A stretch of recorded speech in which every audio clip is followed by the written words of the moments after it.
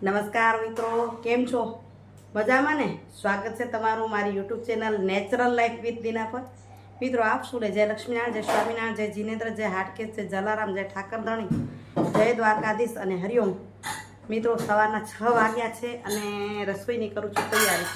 આજે શ્રાવણ મહિનાની છે અમાસ, એટલે વિચાર્યું કે ચાલો ને જમવાનું બનાવીએ, ભગવાન માટે પ્રસાદ બનાવીએ, સીધો બનાવી લઈએ ભગવાનનો.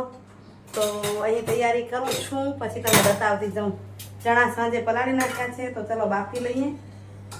દાળને પણ પલાળ નાખી છે, તો પેલી બાફવાની કરું તૈયારી, અને પછી જે બનાવતી જઈશ તમારી સામે શેર કરતી જઈશ.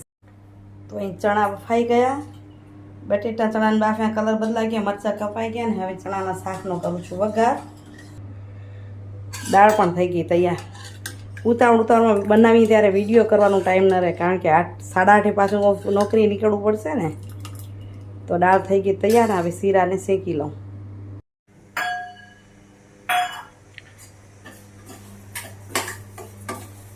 તો જો આ ઘઉંનો દાળો શેકાઈ ગયો, કિસમિસ નખાઈ ગઈ. જેટલો દાળો લીધો એટલો એ ગોળ લીધો છે.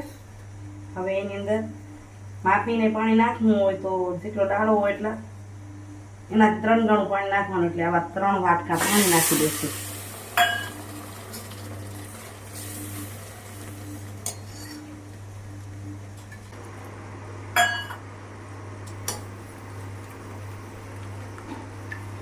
કુકરમાં મૂકીને એકદમ પરફેક્ટ માપનું જોઈએ એમ જ પાણી, તો આપણે થોડુંક બહારથી વધઘટ પાણી નાખી શકીએ. અને જેટલો દાળો લીધો તો એટલો જ આપણે ગોળ લીધો છે સુધારીને, એને મિક્સ કરી અને કુકરને હું ભીડી દઉં. 1 સીટી દેવરાવીશ એટલે આપણો દાળો થઈ જશે, દાળાનો શીરો થઈ જશે તૈયાર.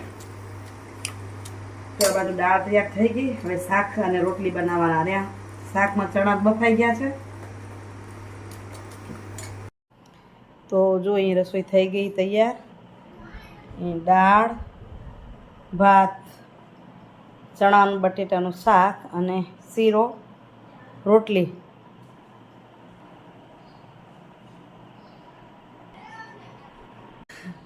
આટલું કરતાં તોય 1.5 કલાક નીકળી ગયો. બહુ ઉતાવળ કરતાં જુઓ 6 વાગે તેને હવે પાછા 7:30 થઈ ગયા છે. ચાલો ભગવાનને પ્રસાદનો ભોગ લગાવી દઈએ અને મંદિરે જઈ આવીએ. શક્ય હશે તો દર્શન કરાવશું તમને ભગવાનના, કારણ કે હમણાં રોજ ઉતાવળે આવીને બીજા શું છે પૂજા કરવાવાળા હોય છે ને, એટલે તમને ત્યાં દર્શન નથી કરાવી શકતા. કોક ને કોક શ્રાવણ માસ છે એટલે થયા રાખે. આજે છેલ્લો દિવસ છે, હવે કદાચ શક્ય હશે તો રોજ કરાવશું. આજ જો થોડુંક મોડું છે ને જશું જોશે તો તમને દર્શન કરાવશું. ચાલો જલ્દી કાર્ય પતાવતા જઈએ.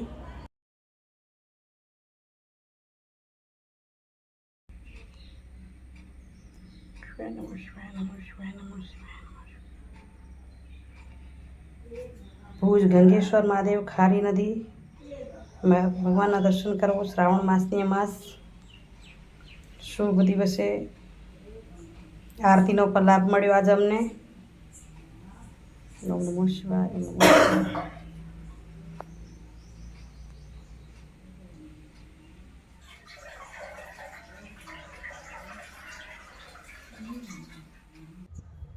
તો મિત્રો ઘરેથી તે છે ને એટલી જલ્દી નીકળી કે હું વિડીયો ના કરી શકીશ. એટલી ઉતાવળે નીકળી. અત્યારે રિટર્ન થઈશું. બહાર થોડો વરસાદ પડે છે એટલે ભુજનો એક મોલ છે શુભમ કે માર્ટ, ત્યાં ઊભી છું. વિચાર્યો સુવિચાર લઈ લો અને ત્યાં સુધી અનિલના પપ્પા આવી જાય તેના ભેગા જઈએ. બીજા અવાજ તો આવે છે પણ છતાં કોશિશ કરું છું. એ સુવિચારની વાત કરું તો એવી છે, હંમેશા વહેલું જાગવું જરૂરી છે અને તમારા ફાયદામાં હોય છે. એ પછી તમારી ઊંઘથી હોય, વેમમાંથી હોય, અહમમાંથી હોય કે મનના કોઈ જમીરથી હોય, જે પણ હોય તેમાં તમે વહેલા જાગો તો તમારી માટે ફાયદામંદ હોય છે. સારું વિચારીએ અને આગળ વધીએ એ જ આપણી માટે ફાયદો હોય. ચાલો તમને આ થોડુંક આજુબાજુ બતાવું. અને હરિયાની પાછળ જે વિડીયો આપું છું ને, ગઈકાલે હું અંજાર તાલુકાના ગામમાં ગઈ હતી અને ત્યાંનો છે તો એ જોઈ લો. ત્યાં લોકો સાથે જે કામ કરતા જે ફૂલના વેપારીઓ સાથે જે વાત થઈ છે એ તમારી સામે છે. ત્યાં સુધી દર્શીના પપ્પા આવી જશે તો આપણે જશું શુભમ કે માર્ટની અંદર થોડું કંઈક લેવું છે તો લઈને પછી નીકળશું. મિત્રો આપણે આવ્યા છીએ અંજાર તાલુકો, કચ્છ જિલ્લાનો એક અંજાર તાલુકો છે અને એનું ગામ છે વીટી. વીટી ગામની આજુબાજુ ફૂલવંદના અને એ ગામનું નામ હતું વીટી બગીચો ને નસીબેન વીટી બગીચો ને આ વીટી બગીચામાં છું. ઘણી વખત મિત્રો પૂછે કે તમે શું કામ કરો છો તો મારી તો નોકરીના ભાગરૂપે આવી છું પણ આ બહેનોનું કામ એટલું ગમ્યું ને ખૂબ આનંદ થયો. અને તમે આ મંદિરે ફૂલ ચડાવતો છો ને બેનો હમણાં એમ કહે છે કે આ ફૂલ બધા મંદિરે જશે. તમારું નામ શું મારી? આ બાઈયાબાઈ એટલા સરસ ગીતો ને ગરબા ભગવાનના ગાય છે કે એમના જે દિલની વાત સાંભળીને જો આવા મન બધાના હોય તો આ બધા જ ફૂલો અને હાર મંદિરોમાં ચડે છે અને લગભગ ઓર્ડર તમને આપે ના અહીંયા. અને આ વીટી બગીચાના લોકો બધા ઉતારશે. ખૂબ મજા આવી ગઈ, આનંદ થઈ ગયો. એટલે મને એમ થયું કે આ વાત તમારી સામે પણ મૂકવી જોઈએ. હજારો ફોલોઅર્સ વાળા છે, 150 લોકો આની પર રોજી રોટી કમાઈને ખાય છે આ ફૂલો પર. તો સારી બાબત છે. ને ભાઈ એક ગીત બે કડી ભગવાનની સંભળાવી દો તો ગીતની માતાજીની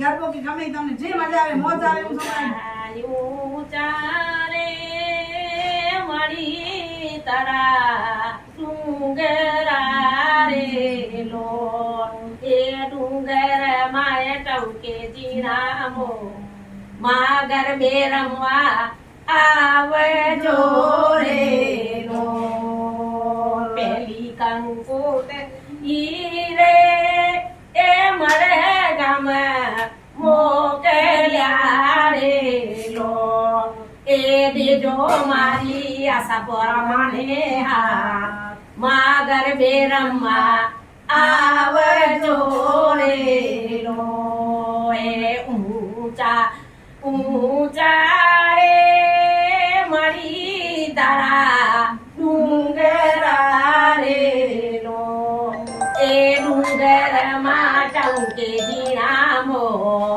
એ ગરબે રમવા આવજો રે લો બીજી કંકોતરી રે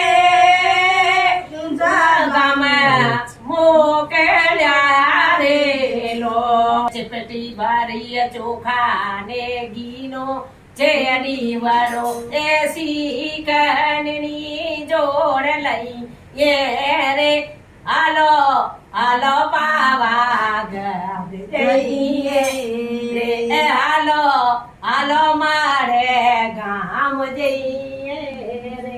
જો આ બાજુ કેટલા સરસ મજાના હાર પડ્યા છે બનાવેલા તૈયાર.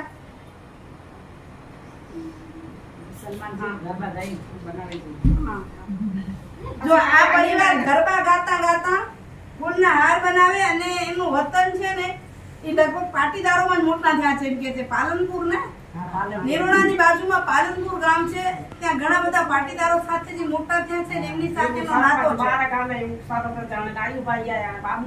જો બધાના એ કચ્છીમાં નામ બોલી રહ્યા છે કે કેટલા ભાઈઓના અને ખૂબ આનંદ થઈ રહ્યો છે. મને મળીને એમ થયું કે એક પટેલની દીકરી અમારે ઘરે આવી હતી કે એને પોતાની બેન આવ્યો એવો એમને પ્રેમ જાગ્યો, એવી લાગણી જાગી. એટલે એમ થયું કે ચાલો તમારી સામે આ વિડીયો કરીએ કે હું તો પાટીદારોમાં મોટી થઈ છું. આ બેન છે ને મારા જેવા લાગે છે ને એ હમણાં મને કહેતા હતા કે કાનુડાના જન્મ કરવા ગઈ છું, મેં ટીલા કાઢ્યા છે, મેં કાનુડાને લોડા નાખ્યા છે. એટલે મને પણ આનંદ થયો. એટલે તમારી આજુબાજુ આવા સંબંધો હોય તો તમે જરૂરથી કમેન્ટ કરીને કહેજો. આ બે બહેનોને કોઈ ઓળખતા હો પાલનપુર નિરોણાના તો પણ કમેન્ટ જરૂરથી કરજો. લાઈક સબસ્ક્રાઇબ કરજો. હા નસીબેન કે વિડીયો લાઈક અને સબસ્ક્રાઇબ કરજો. મિત્રો બારે ધીમી ધારે વરસાદ પડે છે એટલે જવાને મોડું થશે. અનિલના પપ્પા આવે તો નીકળાય અને થોડુંક મોલમાં પણ જવું છે, કંઈક લેવું છે. એમ કરતાં કરતાં મોડું થશે પણ એ વિડીયોનું એન્ડિંગ કરી નાખું. કાલે મળું છું નવા વિડીયો સાથે. તો કાલે મળું છું સરસ મજાના વિડીયો સાથે. ત્યાં સુધી આપશોને જય શ્રી કૃષ્ણ, જય જય ગરવી ગુજરાત, જય ભારત અને જય હિન્દ. આવજો મિત્રો, બાય બાય. આજે અહીં જ વિડીયોની પૂર્ણતા નાખી. ઘરે પહોંચીશ ત્યાં સુધી મોડું થશે તો ત્યાં સુધી કંઈક થોડુંક પતાવી લઉં બહારના અવાજો સાથે જ. આવજો મિત્રો.